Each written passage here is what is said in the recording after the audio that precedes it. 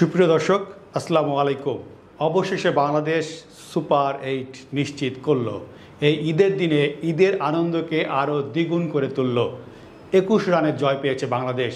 এই 21 রানের জয় দেখে অনেকে হয়তো বুঝতেই পারবেন না বা ভাবতেই পারবেন না যে এই ম্যাচটা কতটা শ্বাসরুদ্ধকর ছিল, কতটা থ্রিলিং একটা ম্যাচ ছিল। জাস্ট 2 ওভার আগেও 18তম ওভারেও একটা অনিশ্চয়তার জায়গায় ছিল যে বাংলাদেশ শেষ পর্যন্ত এই ম্যাচটা নিশ্চিত করতে পারবে কিনা, জয় নিশ্চিত হবে কিনা।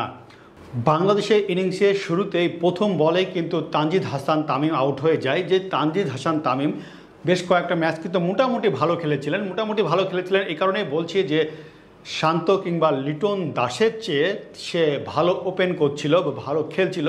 সে কিন্তু শ্যাম্পল কামির প্রথম বলটায় ডাউন উইকেটে সে খেলতে গিয়ে কিন্তু আউট হয়ে গেলেন। একদম 0 রানে কিন্তু ফিরে গেলেন তানজিদ হাসান তামিম। 1 বল থেকে 0 রানে আউট হয়ে গেলেন। হয়তো অনেকটা আত্মবিশ্বাসের জায়গায় ছিল যে নেপালকে খুব সহজে উড়িয়ে দেওয়া যাবে কিংবা গুড়িয়ে দেওয়া যাবে। সেই আত্মবিশ্বাসের জায়গা থেকে প্রথম বলেই চড়া হতে চেয়েছিলেন তানজিদ হাসান তামিম, কিন্তু তার পরিণতি হলো উইকেট আউট। 0 রানে ফিরে গেলেন তানজিদ হাসান তামিম। এরপরে কিন্তু নামলো নাজমুল হোসেন শান্ত, দলীয় ক্যাপ্টেন। কোনো ম্যাচে রান পাচ্ছেন না এখন পর্যন্ত। বিশ্বকাপে যে কটা ম্যাচ হয়েছে একটা ম্যাচেও তিনি রান পাননি। তারপরে তিনি খেলছেন, খেলছেন এই কারণেই যে তিনি ক্যাপ্টেন, তাকে খেলতেই হবে, সে কারণেই তিনি খেলছেন। তো আজকেও আসলেন, আজকে গুরু দায়িত্ব তার জন্য, যেহেতু একটা প্রথম বলে উইকেট পড়ে গেছে। এখন তিনি কি করবেন? তিনি করলেন কি, দীপেন্দ্র সিং আয়ারের বলটাকে তিনি যেদিকে ব্যাট ছিল ঠিক সেদিকে না থেকে ব্যাট এবং প্যাডের মাঝখানে বেশ খানিকটা গ্যাপ রেখে তিনি ব্যাটটা চালিয়ে দিলেন এবং ফলশ্রুতিতে তিনি কিন্তু বোল্ড আউট হয়ে গেলেন এবং 7 রানের মাথায় কিন্তু দুই উইকেটের পতন ঘটে গেল। দলটা আরও বিপর্যয়ের মুখে পড়ে গেল। এরপরে কিন্তু লিটন দাস তিনিও একই পথে প্রতীক হলেন, তিনিও কিন্তু ফিরে গেলেন। 21 রানের মাথায় কিন্তু তিনটি উইকেটের পতন ঘটে গেল। লিটন দাসও আউট হয়ে গেল। দল আরও চাপে পড়ে গেল। এই সময় কিন্তু তৌহিদ হৃদয়কে আমরা দেখতে পেলাম ম্যাচে আসতে। তৌহিদ হৃদয় আসলেন, তিনিও খেলছিলেন, ভালোই খেললেন, একটা 4 মারলেন। তারপরে কিন্তু দেখা যাবে একটা ছক্কা মারতে গিয়ে তিনিও আউট হয়ে ফিরে গেলেন। বলটা উঠিয়ে দিলেন এবং ক্যাচ আউট হয়ে গেলেন। দল কিন্তু আরও বিপর্যয়। এবার কিন্তু ক্রিজে আছেন সাকিব আল হাসান এবং মাহমুদুল্লাহ রিয়াদ, 2 ভরসার জায়গা, 2 অভিজ্ঞ ব্যাটসম্যান, দুইজনে কিন্তু দলের কাণ্ডারি। গত ম্যাচ কিন্তু সাকিব আল হাসান বাঁচিয়ে দিয়েছিলেন, এবারও ভরসার জায়গা ছিল সাকিব আল হাসান হয়তো এই ম্যাচটা বাঁচিয়ে দিবেন। সাথে তো মাহমুদুল্লাহ রিয়াদ আছেন, যাকে আমরা ফিনিশার বলে জানি।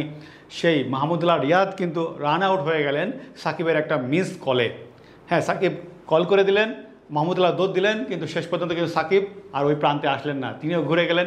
মাহমুদুল্লাহ শেষ পর্যন্ত তার ক্রিজে পৌঁছাতে পারল না। ফলশ্রুতিতে কিন্তু মাহমুদুল্লাহ রিয়াদ রান আউট হয়ে প্যাভিলিয়নে ফিরে গেলেন। দল কিন্তু এখন মহা বিপর্যয়ে। এই মুহূর্তে জাকির আলী আসলেন। জাকির আলীকে কিন্তু আসলে এখন পর্যন্ত বিশ্বকাপের একটা ম্যাচেও ভালো পারফরমেন্স করতে দেখা গেল না। অন্তত জাকির আলী যদি একটা ম্যাচে ভালো পারফরমেন্স করতে পারতেন, সেই ম্যাচটা ছিল হয়তো সাউথ আফ্রিকার সাথে, যে ম্যাচটা জাকির আলী একটু পারফরমেন্স খুব দরকার ছিল। ওই ম্যাচটা যদি জাকির আলী একটু পারফরমেন্স করতেন, বাংলাদেশ কিন্তু 4 রানে হারতো না। সে বেশ কয়েকটা রান খেয়েছে, বল খেয়েছে, সে অনুযায়ী কিন্তু তিনি রান করতে পারেননি। তাকে যে ব্যাটার হিসাবে দলে ঢোকানো হয়েছে, সেই কতটুকু যৌক্তিকতা তার প্রমাণ কিন্তু তিনি এখনও দিতে পারছেন না। একটা ম্যাচ ভালো খেলেছিলেন দেশের মাটিতে, সেটা সেই জিম্বাবুয়ের বিপক্ষে মাত্র মনে হয়, যতদূর মনে পড়ে। এছাড়া তার একটা ম্যাচও কিন্তু ভালো হলো না। এরপরে তানজিদ হাসান সাকিব তিনি আসলেন ক্রিজে। রিশাদ হোসেনের আগেই তানজিদ হাসান সাকিবকে নামানো হলো। ম্যানেজমেন্ট তার উপর ভরসা রাখলেন, কিন্তু তিনিও কিন্তু ভরসার জায়গা দিতে পারলেন না। প্রথম আউট হওয়ার আগে, তার আগের বলে কিন্তু তিনি একটা এফডিডব্লিউ সুযোগ পেয়েছিলেন, আউট হয়ে গেছিলেন। আম্পায়ার আহসান রাজা তিনি আঙ্গুল উঁচিয়ে দিয়েছিলেন।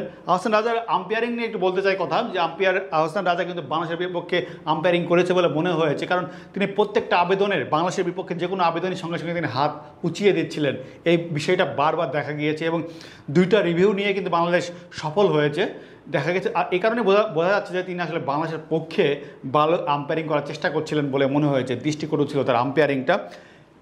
যেটা বলছিলাম যে তানজিদ হাসান সাকিব কিন্তু একবার এফডিডব্লিউ হয়ে গেলেন, আম্পায়ার হাসান রাজা আউট দিয়ে দিলেন। হ্যাঁ, পরে দেখা গেল রিভিউ নিয়ে দেখা গেল যে আসলে তানজিদ হাসান সাকিব আউট হয়নি, বলটা লেগ সাইডে, পিচিং ইন দ্য লেগ সাইডে ছিল, যে কারণে কিন্তু আউটটা হলেন না। কিন্তু তারপরের বল লামিচানের বল ছিল, তারপরের বলে কিন্তু বোল্ড হয়ে গেলেন। যাকে একটা বল বেশি খেললেন, বোল্ড হয়ে গেলেন। বলটা বুঝতে পারলেন না যে ওই বলটা কীভাবে খেলতে হবে। ভালোভাবে ব্যাট না চালিয়ে একটা উল্টা পাল্টা ব্যাট চালিয়ে দিলেন, ফলশ্রুতিতে তিনি আউট হয়ে গেলেন। এরপর রিশাদ হোসেন আসলেন। রিশাদ হোসেনের ক্ষেত্রেও দেখলাম একই কাহিনী। তিনি 7 বল থেকে 13টা রান করেছেন, একটা ছক্কা একটা 4 মেরেছেন।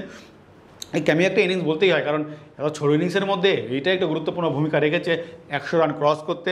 পাশাপাশি কিন্তু তাসকিন আহমেদের একটা রান ছিল, 12 রানের একটা ইনিংস ছিল, যেখানে 2টা ফোরের মাঝ ছিল।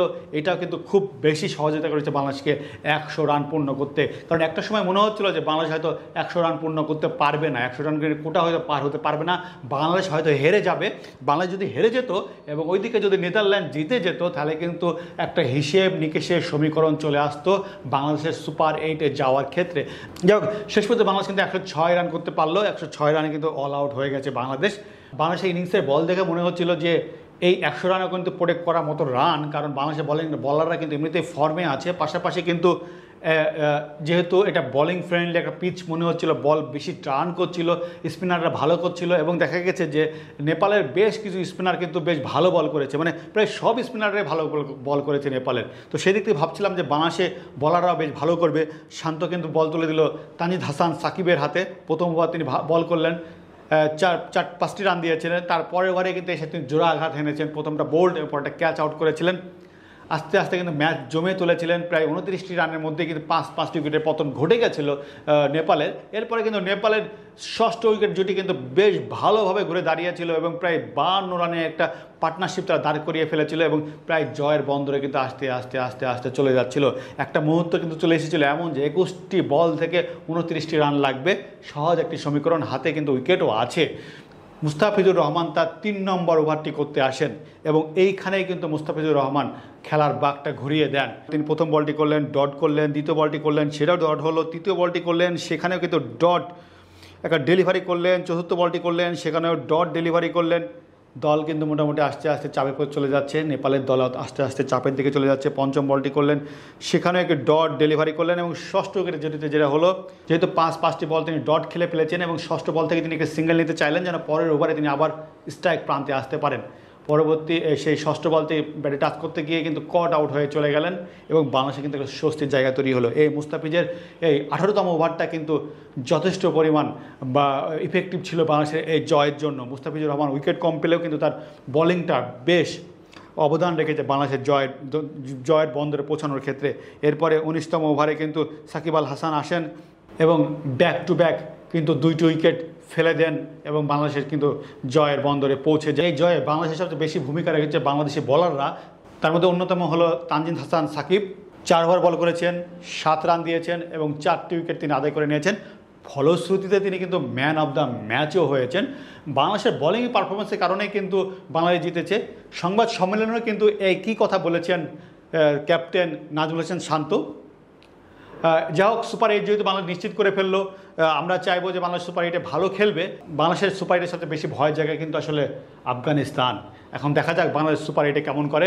পরবর্তী আলোচনা নিয়ে আবার আপনাদের সাথে যুক্ত হব। সে পর্যন্ত ভালো থাকুন। আসসালামু আলাইকুম।